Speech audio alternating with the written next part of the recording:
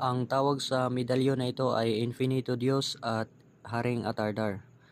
Kapag suot at dala ito ng tao na may paniniwala rito, ay makakatulong ito sa kanya na magbigay pangkalahatang proteksyon sa lahat ng klaseng malalang aksidente na maaaring ikamatay.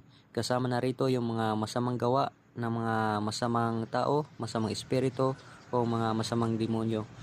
Proteksyon sa lahat ng klaseng mga bala ng baril na pumuputok, proteksyon sa lahat ng klase ng mga patalim na nakakasugat, at proteksyon sa lahat ng klase ng mga ambush o mga masamang gawa ng mga masamang tao. At proteksyon din sa lahat ng klaseng masamang kapangyarihan, witchcraft, kagaya ng mga kulam, parang, sumpa, usog, bati, tigalpo, palipad hangin, buyag-buyag at iba pang gaya nito. Proteksyon din sa lahat ng klaseng masamang espiritu na hindi nakikita ng ordinaryong mata ng tao. Sila ay hindi makakalapit